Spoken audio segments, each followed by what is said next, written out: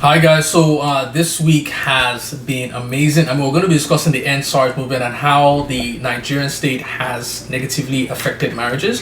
But first of all, we're just going to talk about the ENDSARS situation. Like, this week has been amazing. Like, whoever said 2020 was the worst year ever, whoever canceled 2020, just call it back right now, because this year has been unprecedented. Like, it's given us stuff that we never expected, but it has also showed us the things that we need, like the essentials, what we should be focusing on. So this week, like ENDSARS, I think it's been for the last 2 weeks now, almost 2 weeks. Almost 2 weeks, yeah. But like, I never thought I'd see this in my generation. Like, people protesting for more than a week, like people who are just genuinely tired of the situation. I know when I first moved back to Nigeria, like I was pro Nigerian, like senior I was senior, like Nigeria. what do you call me, the senior advocate of Nigeria, because I was always like, we're the ones going to fix this country, we're not going anywhere, blah blah blah. And even when we moved to Canada, like a lot of people were disappointed. Like, they're like, dude, if you are leaving, like what hope do we have? Like, you've always been pro Nigeria and everything, so how come you are leaving? And one of the seeds that led to that decision was by yours truly. Like, she asked me a question that really shook my foundation, because she was like, because every time I'll be like, Nigeria will change, God will do it. And she's like, every time I hear you say this, like, okay, can God change Nigeria? Yes. Will he change Nigeria? Now, that's a different question, because a lot of us always put all the responsibility on God, like God will do it.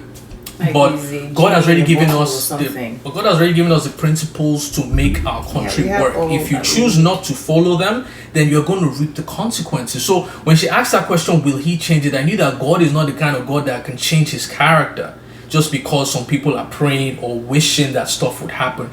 And then at the time, I never thought that this could happen, where we could all rise up together and actually protest and demand for justice and demand for a better life. And so because of that, I believe that was one of the seeds that really actually helped me change my mind, kind of thing. For the longest time, I felt like Nigerians were like this elastic band that's never reached their elastic limits, that anything that happened, we would literally just adjust to the situation. But this fire that's burning it's a breath of fresh air. Yeah, absolutely. And it's just I keep saying that Nigeria is a failed state working for those who have failed it. I mean, I saw a stat earlier in the week, and my mom just sent it to me as well, how 40-something billion naira is being used for the healthcare budget of Nigeria, 40-something billion naira for education, and 125 billion for just the legislators of 400 and something people. So the people who are actually impoverishing us, we're actually working for them. And I feel like we've had enough. But at the same time, I feel like we also need to say the truth. Like, I know this protest is a short-term measure. There's also the long-term measure that we need to be thinking about as well. Because I remember I spoke to a friend earlier this week, and it's funny because during the BLM situation, like, he was very vocal. But during SARS, I didn't see anything, and I thought I missed it. So I went and checked his page, and I'm like, this guy hasn't said anything. And I called him. I'm like, dude, what happened? Like, what's going on? And he's like, dude, I'm tired. Like, I've seen this happen so many times. I'm just tired. I don't think by Nigeria, nothing came out of that. Like, I'm tired of fighting. I don't think it's going to work. And I was like, why? But then it dawned on me that, and I posted about this on Instagram, and I got a lot of flack for it. I'm like, ENDSARS is a symptom of the problem. It is not the root cause of the problem. If you keep on fighting symptoms, is why a lot of people will get tired of fighting. It's kind of like a tree that's always producing bad fruit, and you are always plucking the bad fruit, hoping for a good fruit to turn up. Actually, it's like you're ill, right? And maybe you have a sore. You keep trying to treat the sore, it's not really getting better. That's because you haven't treated what is causing the sore. You haven't treated the root illness that is causing the symptom. I don't finish my analogy now. It's like bad the fruits, it wasn't really. If you keep plucking the bad fruit, it will, like, you will get tired at some point. So until you deal with the root problem of the situation, you will not get the good fruit that you are looking for. But if the tree is just bad, maybe you just need to cut the tree.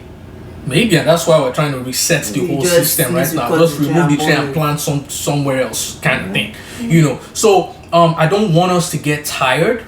I want us to focus on the root problems, and which is why 2023 is round the corner. It looks like it's far away, but it's just around the corner. We need to be able to vote in the right government that we want and get rid of these old guys who just want to fat in their pockets, kind of thing. You know, so we need to take our responsibility in the solution to this problem by voting. I'm going to be coming back in 2023 to vote by God's grace. For the life of me, I cannot understand how Fela Durotoye got only 16,000 votes in the last election. Like, I don't understand it. And we need to be able to tell ourselves the truth. And what I'll say might sound insensitive, but please see my heart in this. Like, if you did not vote in the last election, or you voted for Buhari in the last election, you voted for SARS. Like, you basically endorsed SARS. It is what it is. We can say we made a mistake and we're going to correct that mistake, but that is what we've done indirectly. If you voted for the Buhari government, then you endorsed SARS indirectly. I work in disputes at the bank right now, and there are a lot of customers who call in saying, I did this free trial online, and they've kept on charging my card. They said it was going to be $5, and now they are charging me $500. And it's because in the terms and conditions, the free trial is only valid for 2 weeks. If you do not cancel within that 2 weeks, then you've authorized us to actually keep billing your card forever if you don't cancel it. And it's the same situation with this. If you voted or you did not vote, the terms and conditions says that, then it means that you are not ready for healthcare, you don't want education. SARS and police brutality is part of that package. So if we want change in 2023, we need to be able to stand up and make our votes count. And the thing is, what I realize is that, I mean, we've had this conversation before, and with a lot of people that he speaks with, it seems like everybody's waiting for this Messiah, like Jesus Christ, to come. But they don't realize that at the end of the day, you basically just have to pick the best from the batch that you're giving. Sitting by the sidelines or saying that you're not going to vote, it doesn't cut it really doesn't cut it. I don't like Sowore, but if he was the only person, at least let's get this government out, because I see a bigger problem looming. It's not just about this government, but it looks like the youth have different ideas on how we're going to move forward, and if we're divided and we're not in agreement, then these old guys will still stay, because they are unified with their shared interests. They have the money, they have the power. If we are not unified the way they are unified, then they are going to always keep winning. So we need to, people say Fela Durotoye is just a public speaker. I'm like, is it not better than what we have right now? Like, what did Buhari have to show for being president? He has no track record, nothing. He has not run any business in his life. He has not made, I don't even think he has made 5 million naira on his own. You're now giving the resources of Nigeria to steward. It's not going to happen. Fela Durotoye, yes, public speaker, whatever, he has actually helped businesses to become more productive and efficient. Most people don't realize that. He has built people, he has built other leaders under him. That is what we need as a country. I believe we need a public speaker. We need someone who can communicate a vision of a better Nigeria to us. He has that. I mean, someone said Peter Obi yesterday or whatever. I don't care. Like, we just need someone else apart from APC or PDB, because they are the same people. One thing that I actually want to say as well is that I don't know where this narrative came from, but a lot of people, and I think this is one reason why a lot of people... Sorosuke. I don't shout, okay? Like, okay. I'm not a noisemaker. They can't hear me. Y'all can hear me, right? I don't think that's what the government officials say. Sorosuke, y'all can hear me, right? Okay. Where this narrative came from, and I think this is one thing that discourages a lot of people from voting outside the norm, in quotes, is that you vote for the smaller parties, your vote is wasted.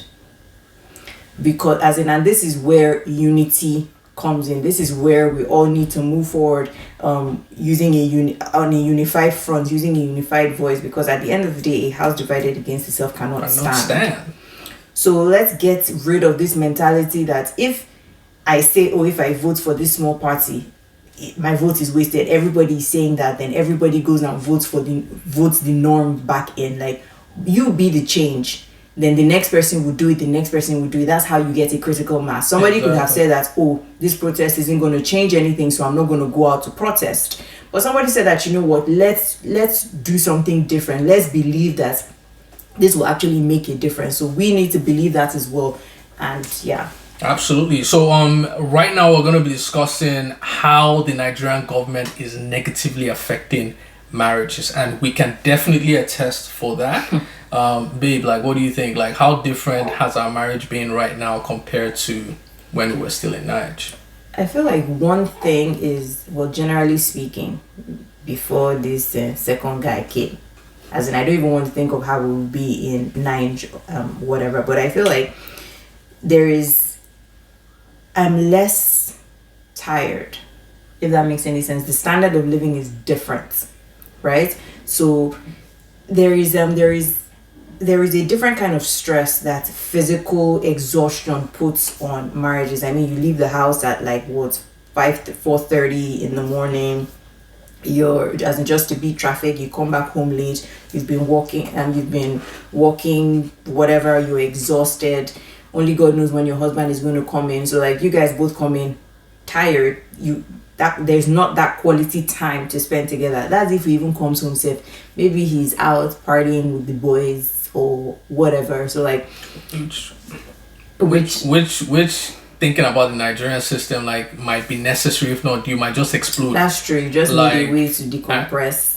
But that's the thing, you should be decompressing with your spouse, because those are the things that increase intimacy, that builds that strengthens that bond. So I think for me, it's that is a really big issue that a lot of people take for granted. That's time together. A lot of couples just don't have it, just because of the way the Nigerian system is built. Let's not even talk about the financial stress, which is what I really wanted to talk about, because if finances is one of the major causes of divorce, then that is really one of the crux of the problems for a lot of Nigerian marriages, because the economic situation back home is just, I mean, that was one of the other reasons why we moved to Nigeria, because moved to Canada, sorry, that's why we moved to Canada, because I'd been doing business ever since I got back to Niger, and by the time I got married, we had our first child. I'm like, yo, this business thing, the money isn't as consistent as I would like, so it's time to get a 9-to-5 job to get that stability and maybe do the business on the side. But with the situation in Niger, like, if I were to get a 9-to-5 job, like, how much would they be paying me? You know, if they give me 400k a month, like, that is not even enough to do what I really want to do. That's not enough to pay rent and, you know, take care of 2 babies and, you know, pay school fees at a certain point. And that's even 400k. Like, how many people are even earning 400k? You know, that people who are earning 100k, 50k.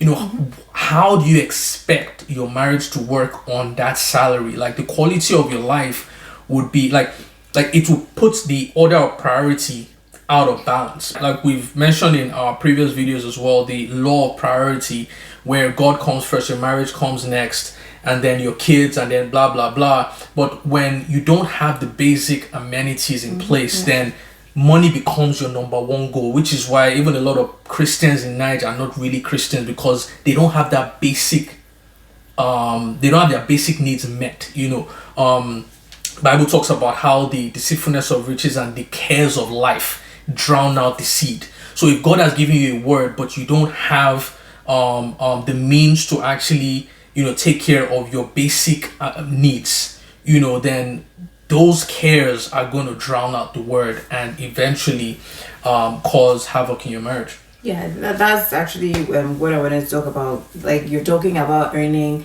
400k, for example. That 400k really means nothing, because you you're basically what the economy should be giving you, not even necessarily for free. You're paying a premium on. You're buying diesel, as in for your big gen, you buy petrol for your small gen, you provide water for yourself. You just brought some nasty memories into my mind, man. Queuing up for fuel. I'd never done that until I got married, and I didn't realize how stressful that was. Like, would you be like, oh, we don't have diesel, we don't have petrol? I'm like, geez, so you're gonna have to go and queue for fuel? Like, are you kidding me? Like, so stuff like, since we moved here, they're saying things we haven't thought, like light. Is there light? Is there? Because a lot of people don't realize how these little things trigger you, so you get home triggered. Like, you've been out there exposed to all sorts. You come home triggered. So any little thing that happens at home, you might now just start taking it out on your spouse and stuff like that. So... And we're going to do a video earlier in the year about the average Nigerian guy moving to Canada will cheat less, because I feel like the economic situation back home creates an environment of misbehavior. You know, there are a lot of, and I was giving us this example that a Nigerian guy, a typical Nigerian guy in Nigeria, you know, can probably go out to the club and get any girl to sleep with him by paying them maybe 5k, 10k, 20k.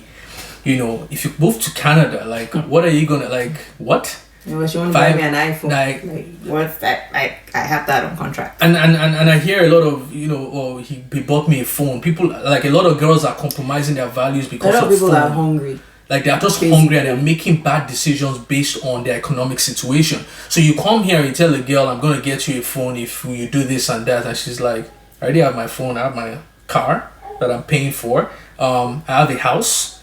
There's a girl that is at work, single, looking for a Nigerian guy to marry. She has 2 houses. As in, what are you going to offer me that I don't already have? And I feel like the economic situation back home gives guys and babes this false. It encourages misbehavior. It encourages misbehavior. You know, so there's just so much that needs to be revamped, which is why I'm saying ENDSARS is a symptom. We need to end the government and rebuild and rebirth a new Nigeria that will take all these other things into consideration. So last week we discussed the topic: should a man support his girlfriend financially? We're going to take it a bit: should a man fund his girlfriend's lifestyle? That's actually what we wanted to, but well. Anyway, so yes. We got a question from one of you guys, because at the end of that, we got two questions. By the end of that discussion last week, we felt like there was more that we could have said.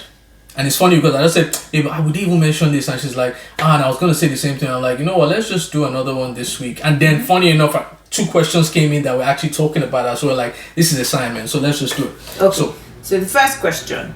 So I was dating this girl. She's very nice, not materialistic, and I didn't mind the little financial support I was giving her. However, one thing bothered me: her attitude towards getting things done.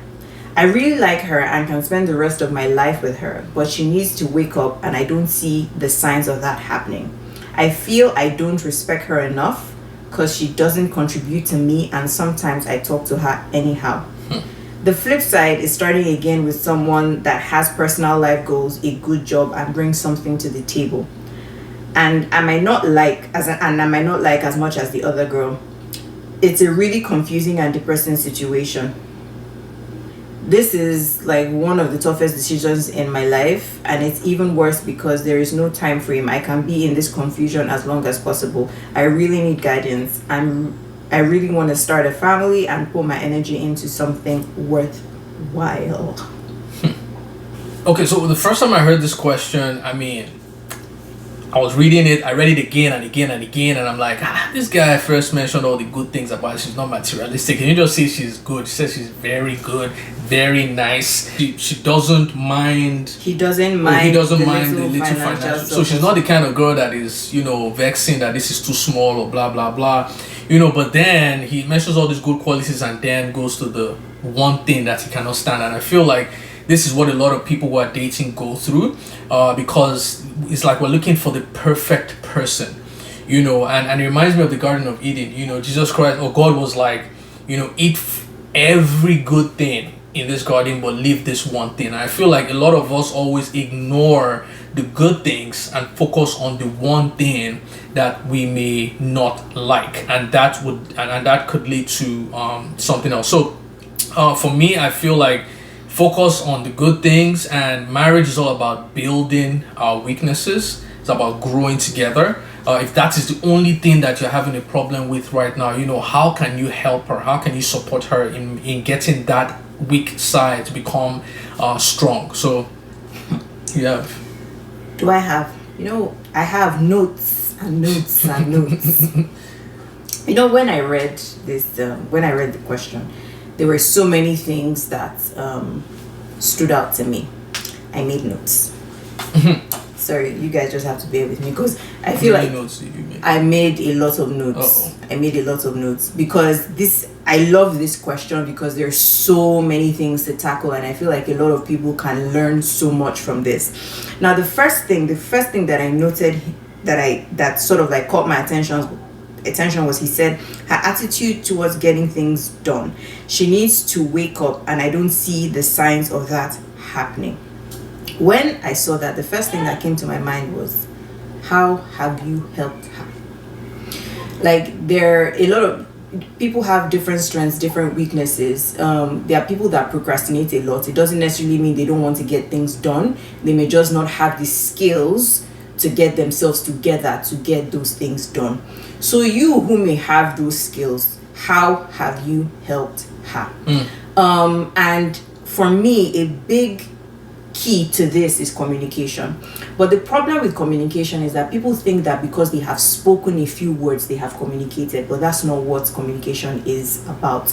In situations like this, you have to be able to effectively communicate your point of view across to her. She needs to understand your point of view. You also need to understand her point of view, and then together both of you need to decide on the steps that you will take to get to the place that you want to get to. So telling her, oh, I need you to do this, or I need you to become this, is not communication, because they are not actionable steps. You don't even, like, sometimes she might just agree to it because she wants to keep you, but it's like you're molding her to become somebody that God did not intend for her to be. And I'll get to that, but I just wanted to throw that in there. So for me, the first thing was communication. How have you helped her? Have you been able to, like, have you guys sat down to actually thrash this thing out? And I mean, like, similar to what he said, a lot of times when there is like issues in relationships and we've decided, okay, fine, we're going to change or we're going to improve, the other party is looking for that final end result and isn't necessarily exactly. You are not paying attention to the process. You are not paying attention or appreciating the little progress that the person is making towards that final end goal. And the thing is that oftentimes when progress is not appreciated, it discourages the person from doing anything. So you guys may have agreed on something and she may not have gotten there, but she has taken one step towards that. You disregard it, or you think it's unimportant. It's sort of like after a while it becomes discouraging. The person doesn't feel encouraged to do anything anymore because they are feeling like this person doesn't even appreciate the little that I'm doing.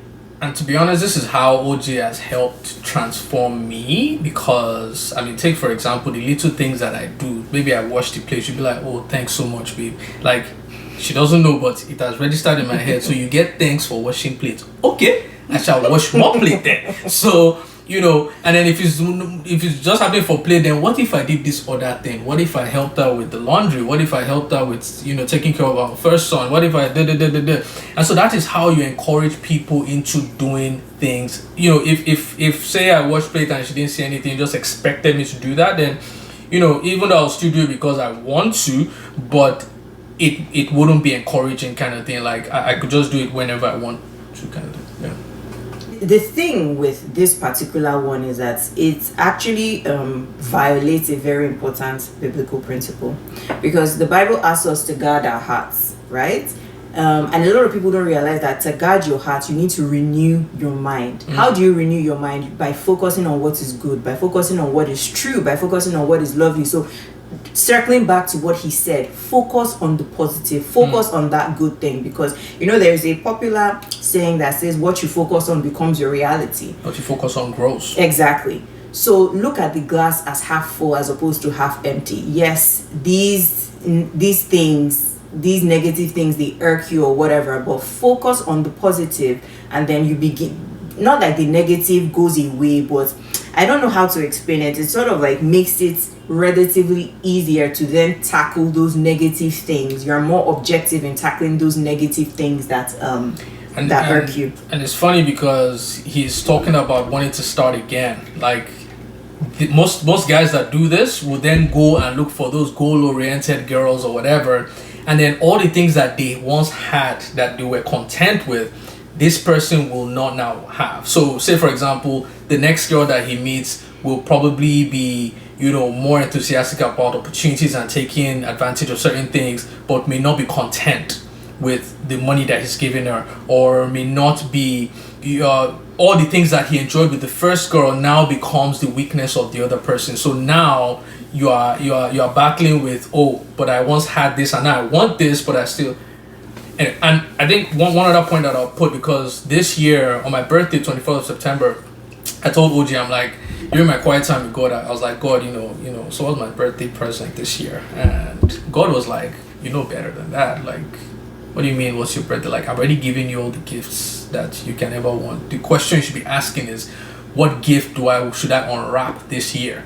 And in my mind, I was like, you know what? I want to unwrap the gift of influence, because I feel like, God has made us to be light, or not light, we are the vessels that carry his light. I want people to be able to see that light through us, and he told me, start studying influence in the Bible, and so I read this story about Naaman, who was a soldier who had leprosy, and if you read that story properly, like there was this Jewish slave girl, who told Naaman's wife that why doesn't the master go to this prophet in Israel and he will heal him. And what stood out for me was that is how you're able to influence people indirectly. So she didn't go to Naaman directly. She went through his wife. She went through someone who had influence over him. So in this situation right now, maybe she's not listening to you, but she can listen to someone who has influence over her.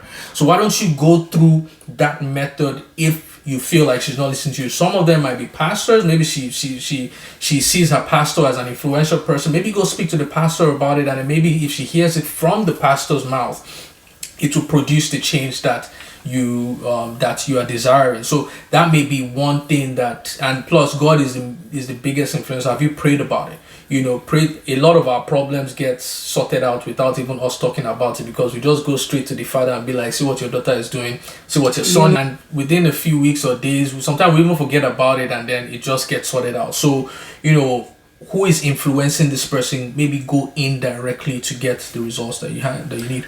The second thing that sort of like stood out to me from that question was when he said she doesn't contribute to him. So when you said, she doesn't contribute to you. And the first thing that came to my mind is, what sort of contribution are you looking for? And then as the question progressed, I saw that you were sort of like, your other option for an alternative lady was someone with personal life goals, a good job, and bring something to the table. So that brings something to the table, I'm assuming that's sort of like some sort of financial contribution. Now, very similar to what he said, I know like right now the Nigerian economy as it is, most times rather increasingly, both husband and wife have to contribute financially to the family. Long gone at the day, unless like one is extremely financially comfortable, long gone are the days where the woman can sit at home and all of that. But however, I believe that God has a different plan for everybody. The truth of the matter is that not everybody is meant to be that high-flying lady that is going to a 9-to-5 job and all of that, right? There are some people that still today God has called to be at the home front, to raise the kids, to take care of the home and all of that. Women, we as wives, God has called us to help our husbands differently. So the question that I'm asking you is that, are you trying to make her into somebody that God did not intend for her to be? Is it that whatever vision she has for her life, or whatever vision she believes God has given her for her life, or whatever, you don't buy into it because you are looking for somebody else? Is it possible that she doesn't know the vision yet? It's very possible, and which was what we talked about in the first place, like how can you help her, sort of thing. So if it's that she doesn't know, then help her discover. But if it's a case that because it seems like it's, as in, from the reason why I'm asking this question in this way is that a lot of people, it's like number 6 and number 9, right? I'm seeing number 6, but you want it to be number 9. So you're not going to see any other number unless it is the number that you want to see. So at the end of the day, it's like saying, if God has called me to be a stay-at-home woman, somebody that is looking for somebody that is going to the office is not going to, as in, is going to think that I'm just lazy and I just want to sit at home. Does God call people to stay at home? I believe, why not? I don't know. The reason why I say that is because a lot of people don't, a lot of people don't appreciate, as in, they don't see what women that stay at home do as work. That is why. So that's fair. It's not. But I also think there are different seasons for, especially the women. There are different seasons for what you are doing.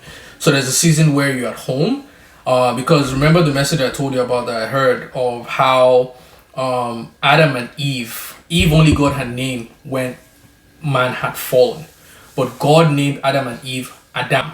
So whatever instruction that he gave Adam was both to male and female. We're here to replenish, be fruitful, multiply, and do all those things, male and female. But it was only when Adam fell that he then named Eve, and then the whole narrative of women staying home became a thing. As in, and it still goes back to my original point that a lot of people don't value the staying at home, because at the end of the day, if you're paying somebody to take care of your children, the only difference is that you are not paying your wife to take care of your children. So that woman that you're paying to take care of your children, to people, she's working. But to your wife that is staying at home, she's not working. I don't disagree. You're paying somebody to cook for you, and to that person, to other people, that person is working. But your wife that is at home is not working. A lot of people don't realize that God calls women to help their husbands in different ways, right? If, for example, your husband's, as in the work that God has given your husband to do out there is so stressful and it's so tasking, he may need you to be the woman that creates that atmosphere of home that your husband comes home to. There's just this relaxing, everything is in place, the children are, do you understand what I mean? Absolutely. So, as in, yes, maybe when the children are out of the house in 20 years, God calls you to do something else in that season. Yeah, what that's brother is asking for right now. If that's, as in, sometimes God may give you a picture of 20 years from now, but that's not always the case. So at the end of the day, my question to you is, are you trying to make her to be somebody who God hasn't called her to be? Because even if she's staying at home doing all these things, in 20 years time, who God calls her to be may not still be the picture that you want. So you need to ask yourself that these things that you want, what is the foundation of that desire, right? Where is that desire coming from? And it's a question, honestly speaking, I wouldn't necessarily, you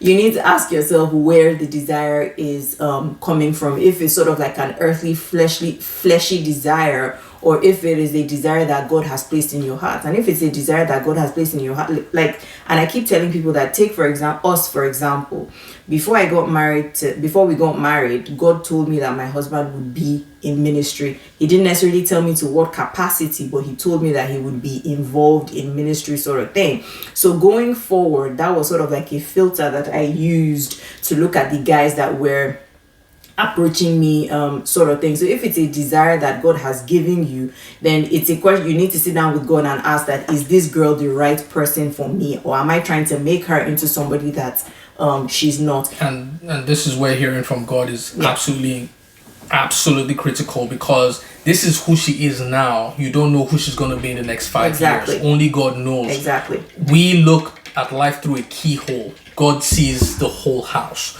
So for example, when we got married, I had $50 to my name. Who knew that I would be who I am today? But she took that leap of faith based on what God had told her. Exactly. So don't look at the now.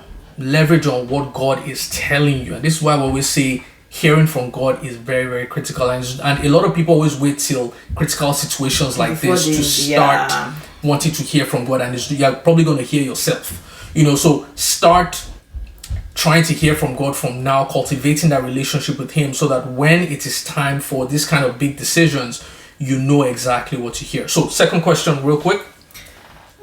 Second question. Okay. My fiancé and I are having serious issues with finances. Even though I have never at any point in time pretended to be bigger than what I earn now, she keeps fighting me about money issues and not taking care of her enough. When we started planning for marriage, I told her we have to plan financially. She says she doesn't have to be in that plan. She can only support if she wants to. I think I agree with that. And I told her I need to save heavily, hence reduce the monthly stipend or support I give her. She's been acting up ever since and talking about the fact that I may not be able to take care of her in marriage. Please advise me, what should I do?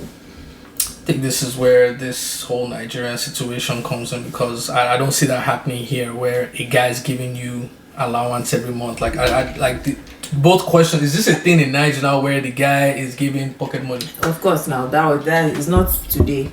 Wow. Pay for your hair, pay for your nails. So I don't understand when she said, I don't see myself in that plan. Like, I don't understand that part. Like, do you think this guy should run away? Like, because this is not... Again, I've got notes. Oh, we don't have time for notes.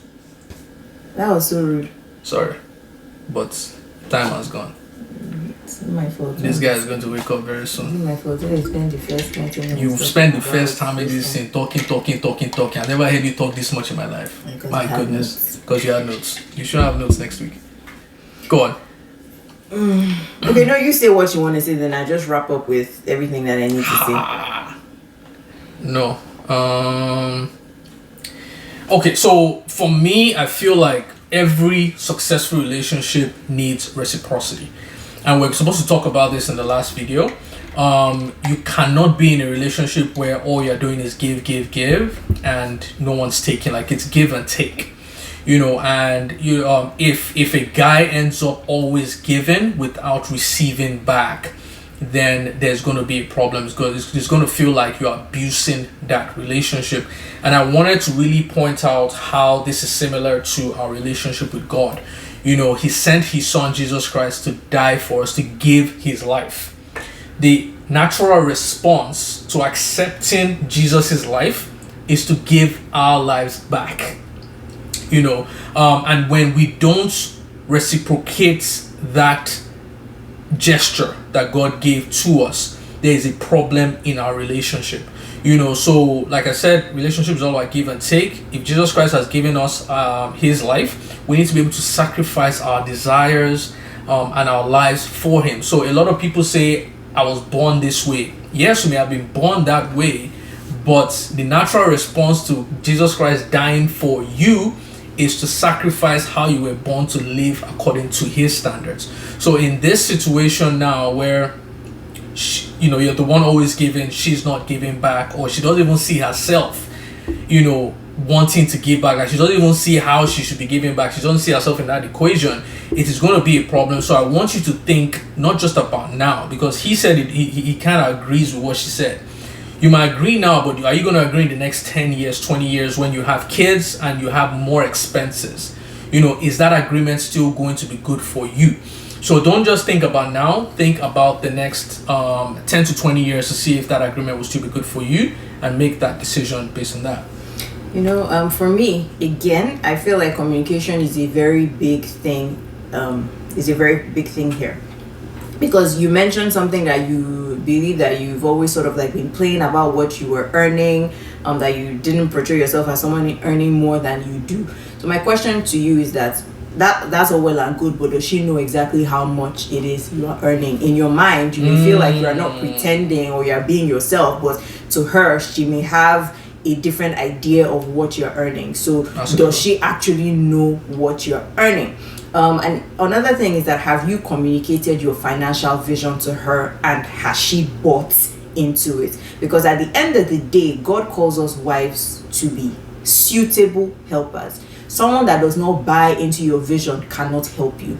So if you want to save so that you can invest and you can build all these things, but she's the sort of person that just wants to eat, she wants the money for your house, your 10 houses in future. She wants to eat everything now. She wants to wear everything on her body. She cannot help you get to where God is calling you to get to. So the first thing, so communication is really key. And like we said when answering the first question, that just because you have spoken doesn't mean that you have communicated. You need to be able to clearly communicate your vision to her. She needs to be able to understand it, and then you then need to decide if she buys into it and if she's willing to help you get there. And actually, I would say that you need to prayerfully communicate. The reason why I emphasize prayerfully is because a lot of people lie. So she might pretend to be on board just because she wants to get married, but when the Holy Spirit is involved, you cannot lie. And I think I've mentioned in a few of these videos that back in the day when some guys were toasting me, that sometimes they just say certain things that I'm sure even they themselves were wondering that, why am I saying this right now? And I'm like, bro, it's because the Holy Spirit is working, that you cannot lie to me. You cannot lie. You cannot lie to the Holy Spirit in me, sort of thing. So and that's where discernment comes in as well. So communication. And I think one thing that I'm going to emphasize is pre-marriage counseling. Very, very important. And not just anyhow pre-marriage counseling. You need to get quality one that is not just going to talk at you, but you guys are actually going to explore issues, explore your position on certain issues, finances, sex, family, children, that sort of thing. So if you actually have a unified vision that you are walking towards, because the Bible says, can two walk together unless they agree? We actually run a pre-marriage course. The link will be down below if you're interested. Sign up and let's do this. We'll put some resources for communication as well to help you guys and to get that dialogue going, to show you guys, to teach you how to communicate effectively with like these serious issues and things like that. All right, so we've come to the end of this one. What do you guys think? Would love to hear your comments. Please subscribe and like. We're also available on podcasts, so if you don't want to waste data watching the video and just want to listen to the audio, the link will be right there below. Oji's going to give us some tips on communication. Also, the pre-marriage resource will be in the description as well. What questions would you like us to answer going forward? Would love to hear from you. See you guys next week.